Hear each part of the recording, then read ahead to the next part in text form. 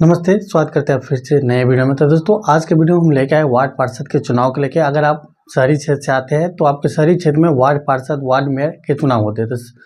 तो जो सबसे इसमें छोटी पोस्ट होती है शहरी क्षेत्र में, वो वार्ड पार्षद के, यानी कि आपके वार्ड के जो मेन पॉइंट आदमी होते हैं वो वार्ड पार्षद होते हैं। उस वार्ड पार्षद के चुनाव को लेकर बात, क्योंकि अभी बिहार पंचायत चुनाव 2026 होने वाली है, तो उसमें ग्राम क्षेत्र में तो अलग अलग आते हैं, शहर क्षेत्र के अलग आते हैं।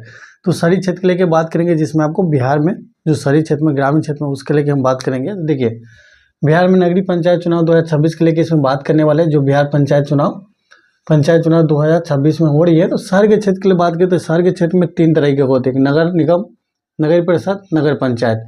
सबसे छोटे लेवल पर होते हैं नगर पंचायत, यानी कि फर्स्ट नंबर पे ये होते हैं नगर पंचायत, जो अभी नई नई शहर बनी है, जिसकी नई नई शहर डेवलप हुई है, वो नगर पंचायत के अंतर्गत आते हैं। जैसे कि आपके गांव के अगल बगल में जो मेन शहर होंगे वो उसके लेके। बाकी उसके बाद होते हैं नगर निगम, जो कि आपके जिला लगभग नगर निगम के अंदर ही आते हैं, जो कि आपकी सेकेंड पॉइंट पे ये होती है। बाकी नगर परिषद जो टॉप पे होते हैं नगर परिषद होते हैं, यानी कि 1 नंबर पे ये नगर परिषद, 2 नंबर पे नगर निगम, तीसरे पे पंचायत, नगर पंचायत होते हैं। इसी में आपको वार्ड पार्षद होते हैं, वार्ड मेयर होते हैं, डिप्टी मेयर होते हैं, इस सारे के चुनाव होते हैं। तो अब बता दें कि वार्ड पार्षद कैसे बने, उसके लिए क्या क्या होती है, उसकी काम क्या क्या होती है, उसकी क्या योग्यता लगती है, क्या क्वालिफिकेशन होती है, कितनी खर्च होती है, कितनी जमानत राशि होती है, कितनी नामांकन शुल्क होती है, क्या नामांकन फॉर्म में डॉक्यूमेंट सब लगती है, उस सारी जानकारी इस वीडियो में जानेंगे हम लोग। तो वार्ड पार्षद कैसे बने वो जानेंगे। वार्ड पार्षद कौन होता है, तो देखिए, वार्ड पार्षद जो आपके वो भी वार्ड है, जैसे आप एक वार्ड में रहते हैं, आप शहर से रहते हैं तो आपको वार्ड पता होगा, चाहे कि 10 number, 20 number, 25 number, 30 number ward में आप रहते होंगे, वार्ड का नंबर होगा। उस वार्ड का एक वार्ड पार्षद होता है। जैसे गांव के प्रमुख मुखिया होते हैं, जिससे वार्ड के प्रमुख वार्ड पार्षद होते हैं, जिससे आपको जो भी कामकाजी काजगार हो, जो कि जमीन के लेके हो, या कोई वृद्धा पेंशन के लेके हो, कोई आवास के लेके हो, या कोई नाला नाली के लिए हो, पाइपलाइन के लिए हो, बिजली कनेक्शन के लिए हो, कोई भी हो ऐसा ऐसा काम, तो वार्ड पार्षद के साथ जाके अपना डिस्कस कर सकते हैं, उससे आगे जाके कर सकते हैं। नगर निगम की कोई समस्या हो तो वार्ड पार्षद ला जाके अपना काम करवा सकते हैं।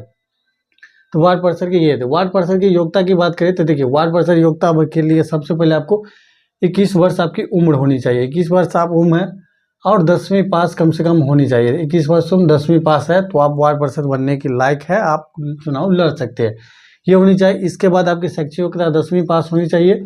आप पागल या दिवालिया ना हो, आप पे कोई भी क्रिमिनल केस ना चला हो, पिछले 2-4 सालों में आप जेल की सजा काट के क्रिमिनल केस में ना आए हो, आपके 2 संतान हो, यानी कि 2 संतान हो, चाहे बेटा हो चाहे बेटी, उसे मतलब नहीं है, 2 ही संतान आपके पास में, 2 से ज़्यादा संतान है तो आप इस चुनाव में नहीं लड़ पाते। ये सारी सब योग्यता होती है इसकी। तो इतनी योग्यता आपके पास फुलफिल कर रहे हैं तो ये आप लग सकते हैं। पागल दिवालिया ना हो, किसी भी सरकार का बकाया आपके पास नहीं हो, चाहे बिजली का बिल हो, पानी का बिल हो, या कोई भी कर्ज लोन है जो सरकार से लिए हो, वो सारे बकाया ना हो तो आप लड़ सकते हो।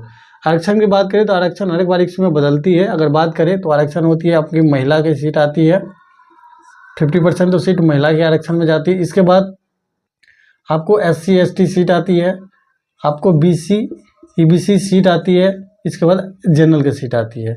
आरक्षण होती है जो कि आपकी 1-2 महीने में आने वाली है, यानी कि अप्रैल से जून के महीने में नई इलेक्शन की ये आ जाएगी।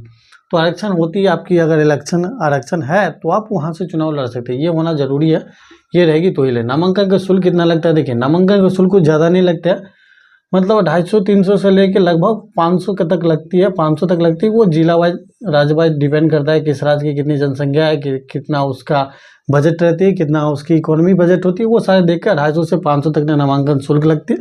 इससे जानना है नामांकन के लिए जरूरी दस्तावेज या डॉक्यूमेंट क्या गए, यानी कि नामांकन करवाने जाते हैं तो डॉक्यूमेंट आपको क्या लगता है। तो देखिए, डॉक्यूमेंट की बात करें तो सबसे पहले आपके आधार कार्ड होनी चाहिए, आप 10वीं पास है 10वीं का मूल प्रमाण पत्र होनी चाहिए, आप जिस चुनाव में, यानी कि आप भारत के नागरिक, बिहार के निवासी, और जिस वार्ड से आप वार्ड पार्षद के चुनाव है उस वार्ड का वोटर लिस्ट में आपके नाम होने चाहिए, वो वोटर लिस्ट में नाम होनी चाहिए, वो होनी चाहिए। साथ साथ ही आपकी जाति प्रमाण पत्र, आय प्रमाण पत्र, कास्ट निवास प्रमाण पत्र, ये तीनों प्रमाण पत्र, साथ में आपको एक 10वीं की मार्कशीट लगेगी जो कि आपकी योग्यता को क्वालिफाई करेगी और आपकी डेट ऑफ बर्थ के क्वालिफाई करेगी। साथ में आपके घोषणा पत्र देना होगा कि आपकी कुल संपत्ति कितना है, वो घोषणा पत्र देना होगा। आपको शपथ पत्र देना होगा कि आपकी कोई भी क्रिमिनल केस या कोई भी ऐसा मुकदमा नहीं चल रहा है आपके ऊपर, या कोई भी सरकार का बैकग्राउंड, ये शपथ पत्र देना होगा। साथ ही आप वार्ड पार्षद का चुनाव होते हैं, वार्ड पार्षद के नामांकन फॉर्म जो कि आपके ब्लॉक में, सदर में आपको मिल जाएगा। तो ये सारे डॉक्यूमेंट से लेके आप जाके डॉक्यूमेंट वेरिफिकेशन करवा सकते हैं, वहाँ जमा करते फिर आपको सत्यापन हो जाएगी, पूरा डॉक्यूमेंट चेक हो जाएगी। कोई दिक्कत होगी तो आपको टाइम दिया जाएगा, और नहीं दिक्कत होगी तो आपको सबमिट, फिर फाइनल लिस्ट आ जाएगी, फिर आपको वोटर लिस्ट में नाम यानी कि आपको चुनाव चिन्ह में नाम आ जाएगी। ये होती पूरी डॉक्यूमेंट की प्रक्रिया। अब जमानत राशि कितना लगता है आपको पता है, हालांकि इलेक्शन की जमानत राशि होती है कि कम से कम जो जितनी भी वोट पड़ी है आपकी वार्ड में, उसको 1/6 वोट आप नहीं लेते तो आपको जमानत जब्त हो जाती है। तो जमानत जब्त राशि होती है। अगर आप जनरल से कैटेगरी से है तो जनरल कैटेगरी से है तो आपको 2000 रुपया जमानत राशि लगेगी।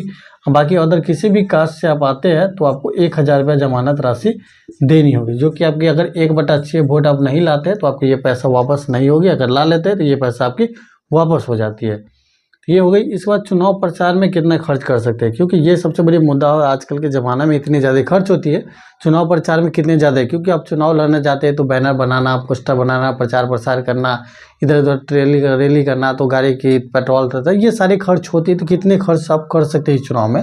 तो खर्च की बात करें तो मिनिमम 1.5 लाख रुपया से लेके 2 लाख तक के लिए आराम से आप खर्च कर पाइएगा चुनाव प्रचार के लिए, यानी कि प्रचार प्रसार के लिए, प्रचार के लिए, अपने बैनर के लिए, जो भी काम के लिए आप खर्च करना चाहिए रिलेटेड टू अपना चुनाव चिन्ह के लेके या कुछ भी खर्च करना चाहते हैं तो इतना रुपया खर्च कर, इसका ब्यौरा बना के आपको रखना पड़ेगा, रजिस्टर मेंटेन रखना पड़ेगा, इतना पैसा खर्च किए तो कैसे कैसे आप खर्च किए, ये सारी जानकारी आपको सरकार को देनी होगी। तो सारी जानकारी समझ ले। अब वार्ड पार्षद का चुनाव कैसे जीते, ये इंपॉर्टेंट पॉइंट होती है कि वार्ड पार्षद के चुनाव कैसे जीते। देखिए, वार्ड पार्षद चुनाव जीतने के लिए आपके वार्ड में कम से कम, आप एक वार्ड से है तो आपके वार्ड में कम से कम तो 4-5 हज़ार 6 हज़ार वोट तो होंगे, 3-4 हज़ार वोट होंगे, किसी के ज़्यादा किसी कम ऐसे हो सकते हैं। तो उसमें क्या होगा, घर घर जाके आपको संपर्क बना कर रखिए, अच्छी अच्छी मुद्दे उठाइए कि आपके वार्ड में क्या क्या प्रॉब्लम है, पानी की प्रॉब्लम है, नाला की प्रॉब्लम है, किसी जगह रोड की प्रॉब्लम है, किसी के आवास की प्रॉब्लम है, वो सारी मुद्दा लेके चलिए। किसका क्या मुद्दा है वो सबको रजिस्टर मेंटेन रखिए कि कम से कम ये मुद्दा मेंटेन रखिए। किसी का कोई काम अटका पड़ा है तो वहाँ जाकर उस काम को आप हेल्प कर दीजिए, काम करा, क्योंकि लोगों की नज़र में आप अभी से ही बनने के स्टार्ट करिए, चुनाव से कुछ महीने पहले से ही बनना शुरू कर दीजिए तो आपके लिए बेहतर होगा। आजकल सोशल मीडिया का ज़माना है तो अच्छा अच्छा कंटेंट बनाइए, आप चुनाव से रिलेटेड जाके अपना जहाँ भी जो उस काम करते हैं उसका वीडियो बना के कुछ जानकारी देना है तो वो सारी जानकारी देकर अपना प्लेटफॉर्म बना के वहाँ से आप सारा कुछ डालिए, चाहे फेसबुक हो, चाहे यूट्यूब हो, चाहे इंस्टा हो, कहीं भी आप डालिए। और महिलाओं से या युवाओं से ज़्यादातर आप संगठित रहे, मिलाप रहे और अच्छी अच्छी बातें बताए, न कि ऐसे बड़ी बड़ी लंबी लंबी फेंक दे, झूठे झूठे वादे कर दे, आप इलेक्शन टाइम आप कुछ कर ना पाए। तो ऐसे वादे से बचे, जो भी बोले सच्चे बोले, अच्छे से बोले, और काम में आपको दृढ़ता होनी चाहिए, आपकी जो भी काम करे दृढ़तापूर्वक होनी चाहिए। तो ये होती है। अगर वह नगर निकाय चुनाव में आप लड़ना चाहते हो वार्ड पार्षद के, तो ये सारी योग्यता होती है जो कि आपके लिए फुलफिल करते हैं, तो आप इस चुनाव लड़ने के लिए काबिल है। तो आई होप इस वीडियो में आपको वार्ड पार्षद के लिए सारी जानकारी मैं अच्छे से बता दिया हूँ, समझा दिया हूँ। फिर भी कोई डाउट या कन्फ्यूजन हो तो कमेंट के माध्यम से आप हमसे पूछ लीजिएगा, आपकी कमेंट का जरूर रिप्लाई कर देंगे। बाकी हमारी वीडियो पसंद आए, आपके लिए हेल्पफुल है तो प्लीज़ वीडियो को लाइक शेयर जरूर करें। चैनल पर आप नए हैं तो चैनल को सब्सक्राइब जरूर करिएगा। किसी और टॉपिक पर वीडियो चाहते हैं तो कमेंट सेक्शन में कमेंट जरूर कर दीजिएगा, उस पर हम जरूर सोचेंगे। धन्यवाद। जय हिंद।